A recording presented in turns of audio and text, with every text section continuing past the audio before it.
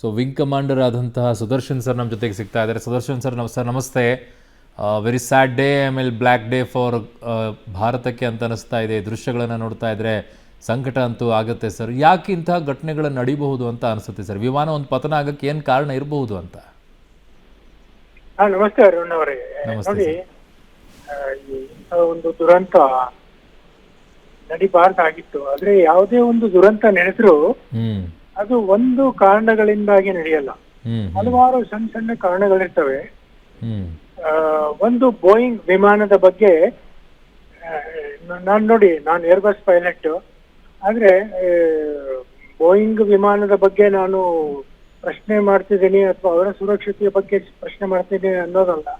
ಅಲ್ಲ, ಅದು air India ಅಲ್ಲ ಸರ್. ರೆಕಾರ್ಡ್ ಸರಿ ಇಲ್ಲ. ಏರ್ ಇಂಡಿಯಾ ಅದಲ್ಲ ಸರ್. ಏರ್ ಇಂಡಿಯಾ ಸಂಸ್ಥೆ, ವಿಮಾನ ಸಂಸ್ಥೆ. ಅಂದ್ರೆ ವಿಮಾನ ಬೋಯಿಂಗ್ ಕಂಪನಿ, ಅದ್ರದ್ದು ಬೋಯಿಂಗ್ ಮ್ಯಾನುಫ್ಯಾಕ್ಚರಿಂಗ್ ಕಂಪನಿ ಬೋಯಿಂಗ್. ಆಮೇಲೆ ಈಗ ನಮ್ಮ ದೇಶದಲ್ಲಿ ಕೆಲವು ವಿಮಾನ ನಿಲ್ದಾಣಗಳಿದ್ದಾವೆ. ಒಂದು ನಾಟ್ ಸೋ ಸೇಫ್ ಅಂತ ಒಂದು ಪೈಲಟ್ಗಳಿಗೆ ನಾವು ಮಾತಾಡ್ಕೊಳ್ತಿರ್ತೀವಿ. ಅದರಲ್ಲಿ ಮುಖ್ಯವಾಗಿ ಅಹಮದಾಬಾದ್, ಗುವಾಹಟಿ, ಪಾಟ್ನಾ, ಈ ತರ ಎಲ್ಲ ಒಂದು ಅಸುರಕ್ಷಿತ ವಿಮಾನ ನಿಲ್ದಾಣಗಳು. ಏನಂತ ಕರೀತಾರೆ sir? They are unsafe airports. Unsafe airport ಅಂತನಾ?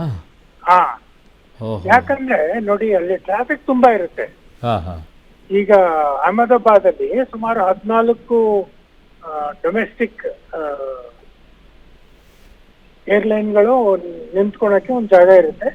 ಇನ್ನ 6 ಅಂತಾರಾಷ್ಟ್ರೀಯ ವಿಮಾನಗಳ ನಿಲ್ದಾಣಕ್ಕೆ ಜಾಗ ಇರೋದೇ ಒಂದು ರನ್ವೇ. ಈಗ ನಮ್ ಬೆಂಗಳೂರಿನಂಗೆ 2-3 ರನ್ವೇಗಳಿಲ್ವ. ಅಲ್ಲಿರೋದೇ ಒಂದು ರನ್ವೇ. ಒಂದೇ ರನ್ವೇನಲ್ಲಿ ಲಾಟ್ ಆಫ್ ಟ್ರಾಫಿಕ್ ಜಾಮ್. ಈ ಬೆಂಗಳೂರಿನಲ್ಲಿ ಹೆಂಗ್ ಟ್ರಾಫಿಕ್ ಜಾಮ್ ಆಗುತ್ತೋ traffic jam.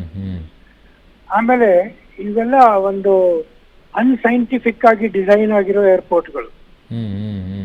I will include Chennai also in this. So these are not like Bangalore airports or Hyderabad airports, who are designed very scientifically. So hangagi ಏನಾಗುತ್ತೆ ಅಂದ್ರೆ last minute change ಪೈಲಟ್ಗಳು ಕೊಟ್ಬಿಡ್ತಾರೆ. Can you take off from this intersection? ಒಂದು full length runway ಅಂತ ಇರುತ್ತೆ, ಇನ್ನೊಂದು intersection take off ಅಂತ ಇರುತ್ತೆ. ಅಂದ್ರೆ ಟ್ರಾಫಿಕ್ ಇರೋದ್ರಿಂದ ಅವ್ರು ಹೇಳ್ತಾರೆ can you take off from intersection. ಅವಾಗ ಕೂಡಲೇ ಕಂಪ್ಯೂಟರ್ಗಳಿಗೆ ಹೋಗಿ ಮತ್ತೆ ಸ್ಪೀಡ್ಗಳನ್ನ ರಿವೈಸ್ ಮಾಡಬೇಕು. ಆ ಒಂದು ಅವಸರದಲ್ಲಿ ಸ್ಪೀಡ್ ರಿವೈಸ್ ಮಾಡಲಿಲ್ಲ ಅಂದ್ರೆ the aircraft will stall. Next bird menace. ಈ ಒಂದು ಟೇಕ್ ಆಫ್ ಏನಾಗಿದೆ 05 ರನ್ವೇ ಇಂದ ಅಹಮದಾಬಾದ್ ಅಲ್ಲಿ, ಅದ್ರ ಬಲಗಡೆಗೆ ಫುಲ್ ಆಫ್ ಸ್ಲಮ್ ಏರಿಯಾ. ಆ ಸ್ಲಮ್ ಏರಿಯಾದಲ್ಲಿ ತುಂಬಾ ಪಕ್ಷಿಗಳ ಒಂದು big hazard of birds. So every time you take off from Ahmedabad, the bird menace is the biggest problem.